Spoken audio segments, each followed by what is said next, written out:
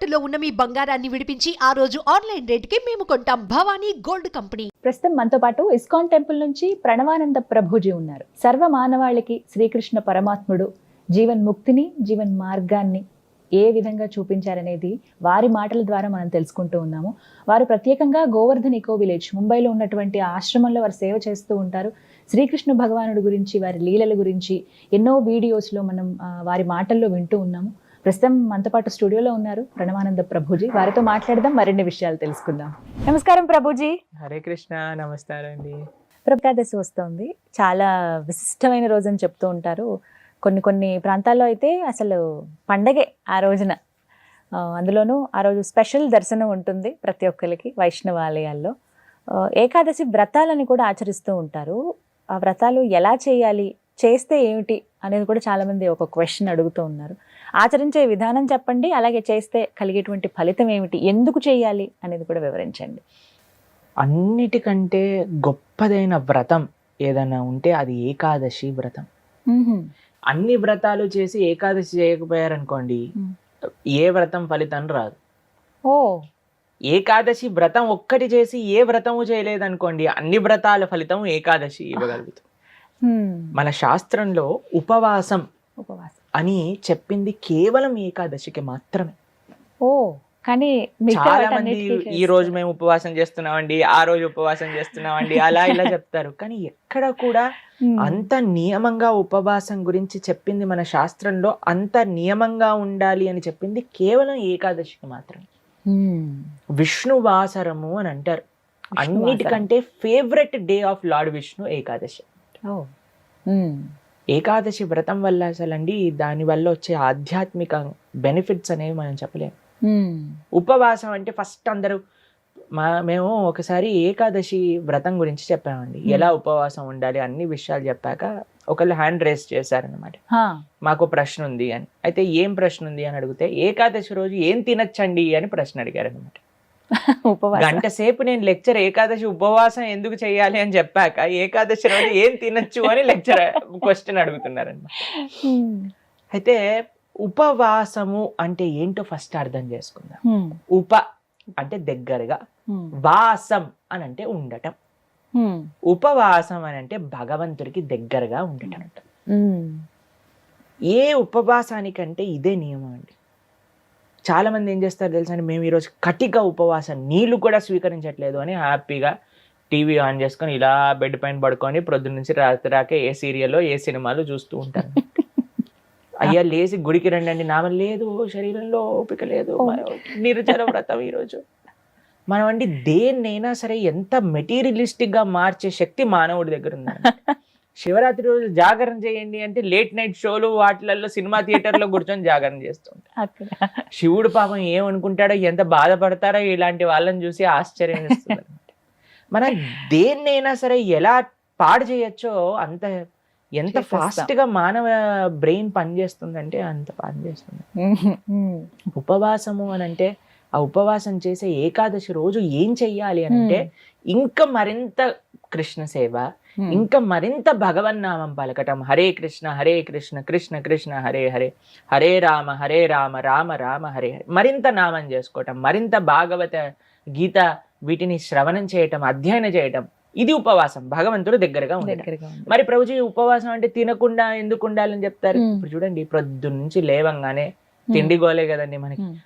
ఏం టిఫిన్ ఏం చేయాలి, దోశలు వేయటం, ఇడ్లీలు వేయటం, అటు వాయిల్ తీయటం, ఇటు చట్నీ చేయటం, ఇటు సాంబార్ చేయటం, పెట్టేయటం. దాని తర్వాత ఇది అయిపోగానే మళ్ళీ లంచ్కి ఏం కావాలి, భోజనం కోసం కూరగాయలు కట్ చేయటం, వంటలు చేయటం, మళ్ళీ తినగానే నిద్ర వస్తుంది, మధ్యాహ్నం పూట పడుకుంటాం, మళ్ళీ సాయంత్రం కావగానే ఇది అది.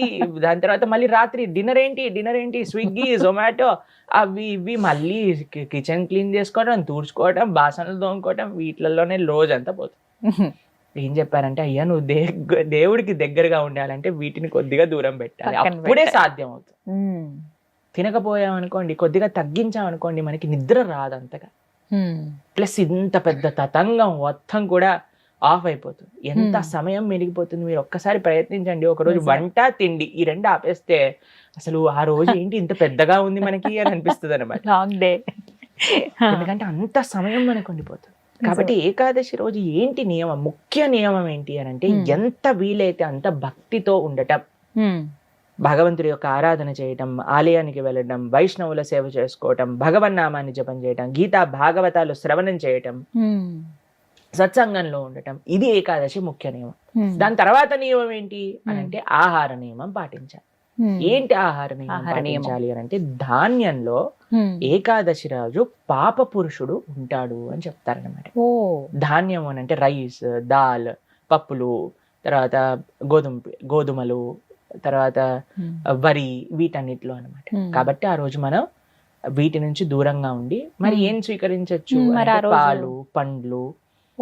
తర్వాత మీకు అవి కూడా కాదండి, మరి మాకు ఇంకా శరీరం సహకరించట్లేదు, కొంతమంది ఉంటారు కదండి, బీపీ ఉంటుంది, షుగర్ ఉంటుంది, అటువంటి వాళ్ళు ఏం చేస్తారు అని అంటే మీకు సగ్గు బియ్యం అని దొరుకుతాయి, లేదా కొర్రలు అని దొరుకుతాయి అనమాట. వాటిని ఇవన్నీ కొన్ని ఏకాదశి రోజు స్వీకరించవచ్చు అని ఎలవ్ చేసినాం అనమాట.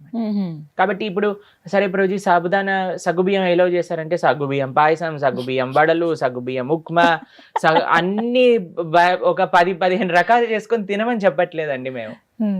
ఎవరికైతే వీలుంటుందో ఒక్క రకం చేసుకోండి, వాటిని ఆహారాన్ని స్వీకరించి శరీరం బాగుండేటట్టుగా చూసుకొని భగవంతుడి యొక్క సేవలో పెట్టుకో.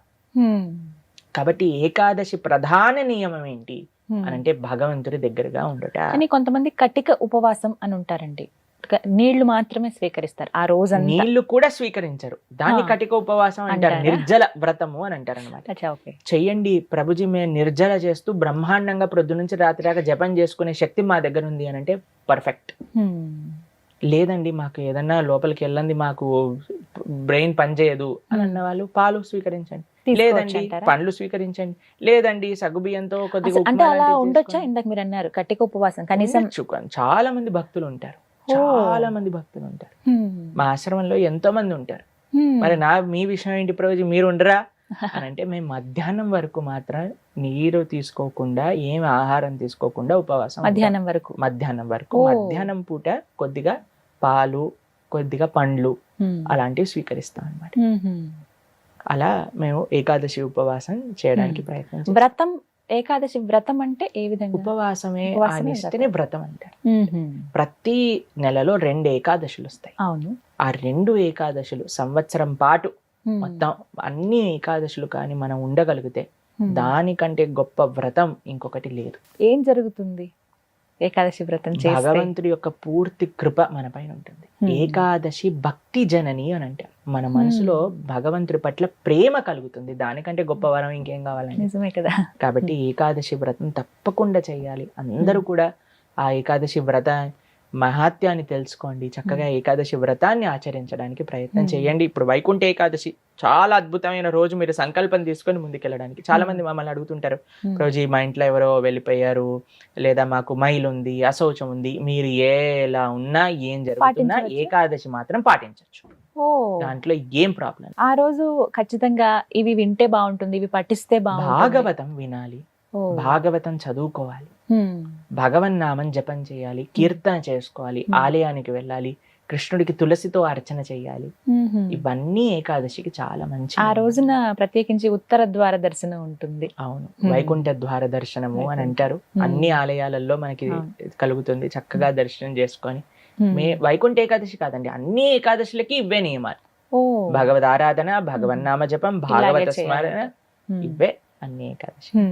కాబట్టి తప్పకుండా ప్రతి ఒక్కళ్ళు చేయాల్సిన వ్రతం ఏకాదశి వ్రతం.